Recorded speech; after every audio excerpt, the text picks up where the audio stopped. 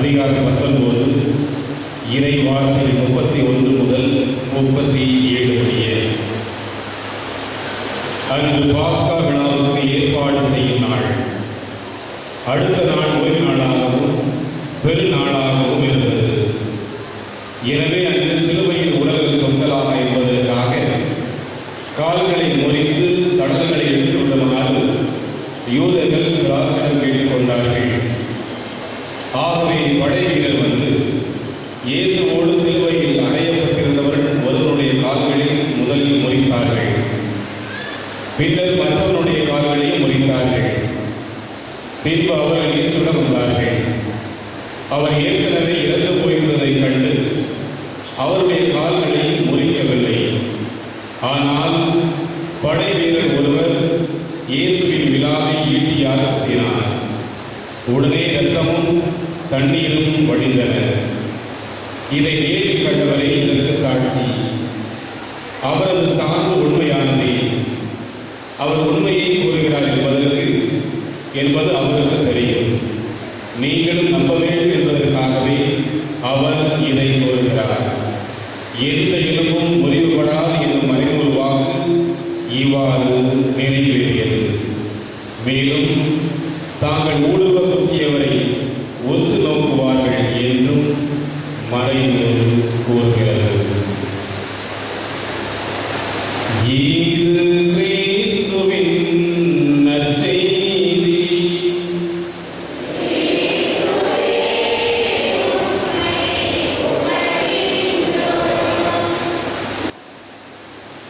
உங்கள் அனைவருக்கும் எங்கள் சார்பாக உன்னதமான திருவிழா வாழ்த்துக்களை தெரிவித்துக் கொள்வதில் மிக்க மகிழ்ச்சி அடைகின்றேன்.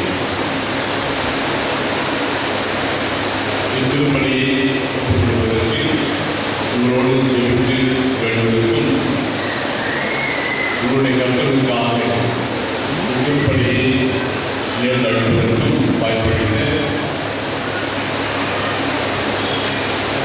தூத்துக்குடி மறைமாவட்ட ஆயர் அவர்களுக்கு நெஞ்சார்ந்த நன்றியை கற்றுக்கொள்கின்றேன். அத்துடன் பாசத்தோடு அழைத்த பங்கு தந்தை மற்றும் பங்கு பேரர்கள் விழாக்கள் அனைவருக்கும் உங்கள் ஒவ்வொருவருக்கும் நெஞ்சார்ந்த நன்றி. அன்புக்குரியவர்களே, நான் மாபெரும் இயேசுவின் திருவிழாவை ஒவ்வொரு ஆண்டும் கொண்டாடுவதற்கு தந்தையாம் இறைவன் அருள்பாலித்துள்ளார். கடந்த திருநாளிலிருந்து இந்நாள் வரை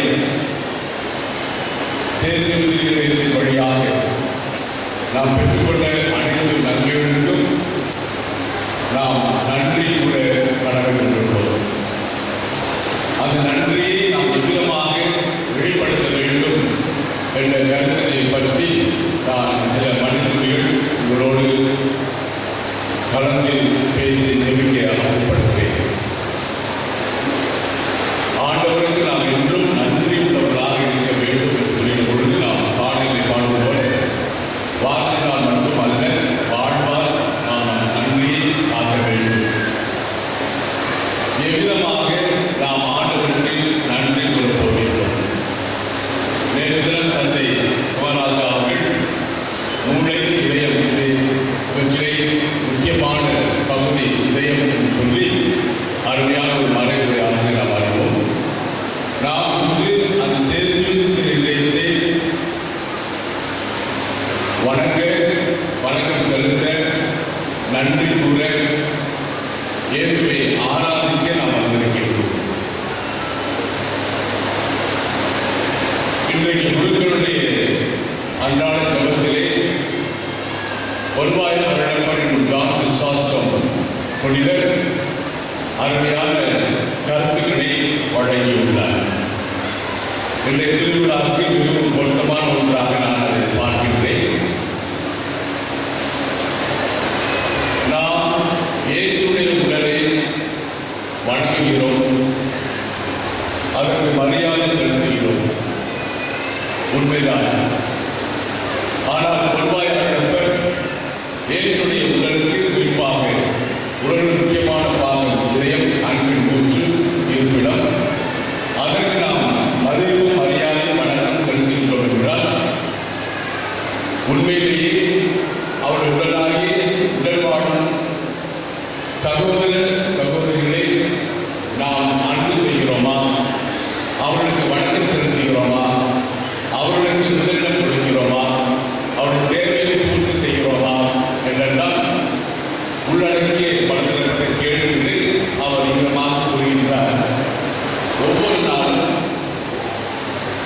பணத்தை, நோட்டுகளை, கரன்சி நோட்ஸ்களை சம்பளம் வாங்கி ஒருபாடு ஒரு பள்ளியில் வேலை செய்கிறார். ஒரு ரிட்டையர் ஆகியிருக்கார். அவருடைய வேலை ஒவ்வொரு நாளும் அந்த நோட்டுகளை எண்ணுவதுதான்.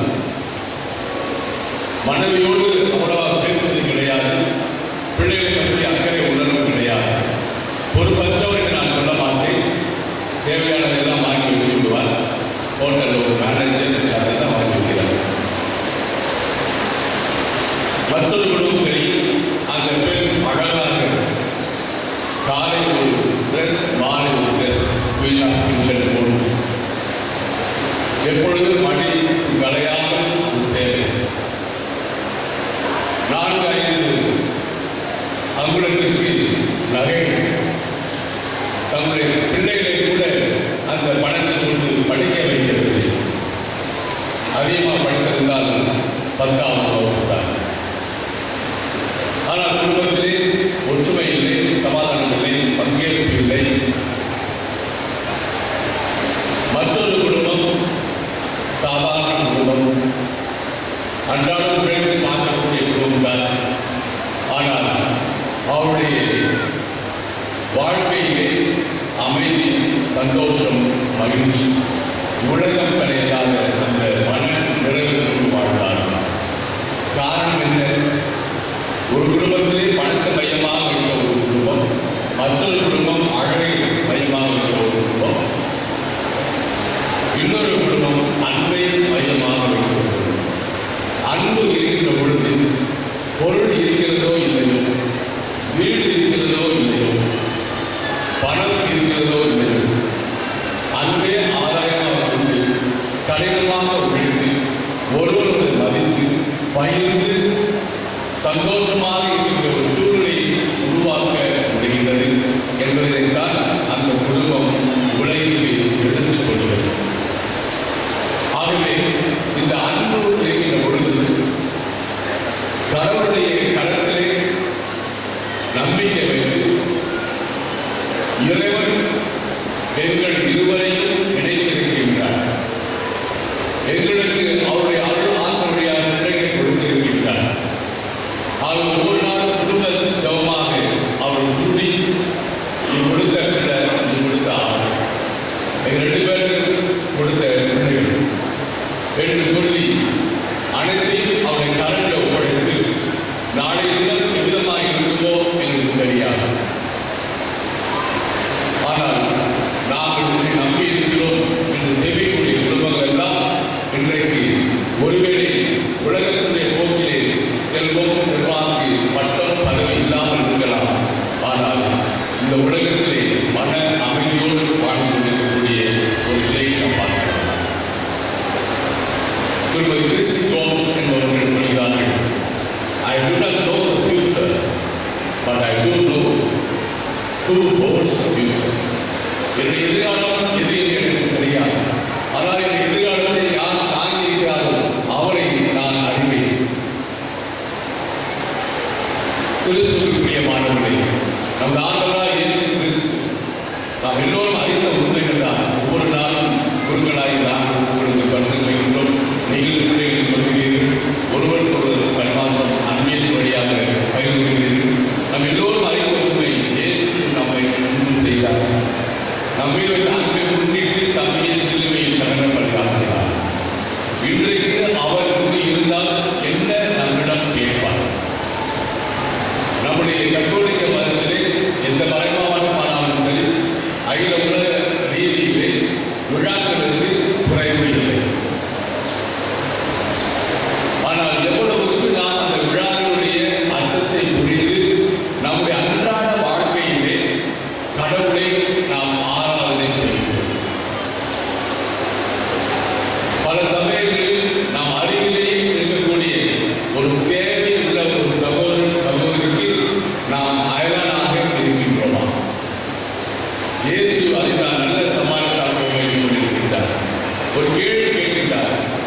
அந்த அடிப்பட்ட யூதனுக்கு யார் அயலான்? பதில் என்ன கிடைக்கிறது? அவனுக்கு உதவி செய்த சமாளித்தான். ஆகவே தேவையில் இருப்பவர்கள் என்னுடைய அயலான் அல்ல, தேவையில் இருப்பவர்களுக்கு உதவி செய்யக்கூடியவர்கள்தான் அயலான் என்ற ஒரு புரட்சிகரமான கருத்தை இயேசு அந்த நல்ல சமாளித்தான் வழியாக கூறியிருக்கிறார். ஆகவே இயேசு நமக்கு வாழ்க்கையிலே அமைதி தேவை, இந்த வாழ்வு முடிந்த பிற்பாடு நிறை வாழ்வு தேவை என்று உணர்ந்தவராய் நாம் அவருக்கு விரோதமாக செயல்பட்டால் ஒவ்வொரு நாளும் வசீர வார்த்தை சொல்வதற்கு முன்பதாக திருப்பலியிலே மையத்திலே நாம் சொல்கிறோம். When he was betrayed, அவர் காட்டி கொடுக்கப்பட்ட அந்த இரவிலே நினைத்து பாருங்கள். அந்த வார்த்தை யாருக்கு உதவி செய்ய வந்தாலும் அதே மனிதர்கள் தன்னை காட்டி கொடுக்கும் சமயத்தில் கூட நம் மீது அக்கறை கொண்டவராய் தம்மையை விட்டு பகிர்ந்து கொடுத்து, இது என் உடல், இது என் சரீரம், இதை உண்பவன், இதை குறிப்பவன் என்று வாழ்வான் என்று வாக்கு கொடுக்கின்றார். ஆகவே கிறிஸ்துவை வழிபடுகின்ற நானும் நீங்களும் அவருடைய தூய இதயத்தை வழிபடுகின்ற நாம் அனைவரும் உண்மையிலேயே அவர் எவ்வளவுக்கு என்னையும் உங்களை அன்பு செய்கின்றார். நிபந்தனையற்ற அன்பு. கலாச்சார பின்புலத்திலோ அல்லது சம்பிரதாயத்தினுடைய அடிப்படையிலோ அவர் நம்மை அன்பு செய்யவில்லை. அவர் உலக போக்கிலே என்னையும் உங்களையும் அவர் அன்பு செய்திருக்க வேண்டும் என்றால் நம்மை அவர் அழித்திருக்க வேண்டும், சாபமிட்டிருக்க வேண்டும். முதல் வாசகத்தில் வாசிக்கப்பட்டது போல அவர் நமக்கு ஏராளமான ஆசீர்வாதங்களை தான் தருகின்றாரே தவிர நம்மை அவர் சபிக்கவும் இல்லை, உனக்கு வாழ்வு இல்லை என்று சொல்லவும் இல்லை. வாழ்வாக நன்றியை அவர் கொடுத்திருக்கின்றார். ஆகவே கிறிஸ்துவுக்கு பிரியமானவர்களே, படைப்பின் தொடக்கத்திலிருந்தே தேவன் நம் அனைவரையும் அன்பு செய்து அன்பு மயமானவராக இருக்கின்றார் என்று நாம் அறிவோம். அடிக்கடி பல ஆண்டுகளுக்கு முன்னதாக தந்தை எம்.சி. செல்வராஜ்